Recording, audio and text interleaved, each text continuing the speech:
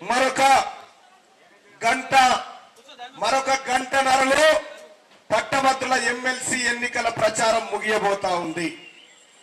సోదరులారా, పట్టభద్రుల ఎన్నిక అంటే ఇది మేధావుల ఎన్నిక. ఇది మేధావులు ఇచ్చేటువంటి ఓటు.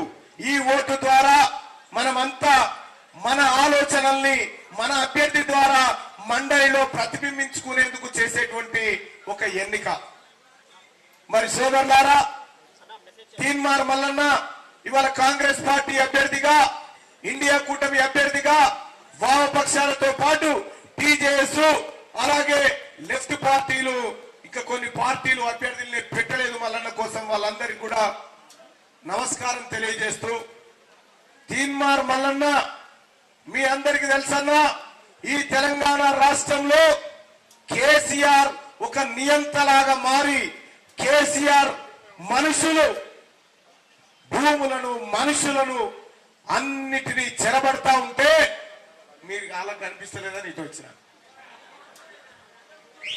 ఏం ఈడ ఉండాలనా?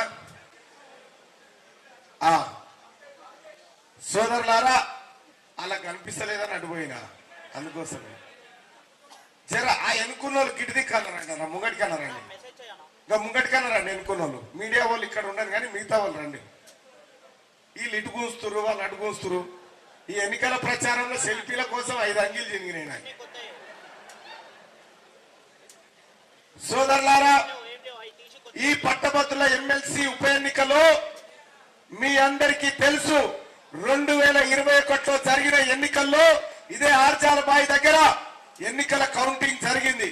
ఆ ఎన్నికల కౌంటింగ్ జరిగినటువంటి క్షణంలో బోగస్ ఓట్ల ద్వారా 100 కోట్ల రూపాయలు పెట్టి అక్రమంగా పల్లా రాజేశ్వర్ రెడ్డి గారు మన మీద 5-6 వేల ఓట్ల తేడాతో గెలవడం జరిగింది. సోదరులారా, ఆ రోజు మీ అందరి బలమున్నా, మీ అందరి ప్రేమ ఆశీస్సులు ఉన్నా తీన్మార్ మల్లన్న టెక్నికల్ గా గెలవలేకపోయింది. సోదరులారా, అయినా ఇక్కడ ఓడిపోయినా ఏ ఒక్క రోజన్నా తీన్మార్ మల్లన్న తన పోరాటం ఆపిందన్నా?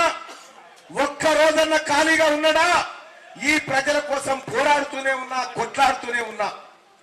ఈ సమయంలో సోదరులారా, నాకు మీ లెక్కనే మీ కుటుంబాలు ఉన్నాయి, నాకు మీ లెక్కనే పిల్లలు ఉన్నారు, నాకు అమ్మా నాన్న ఉన్నారు.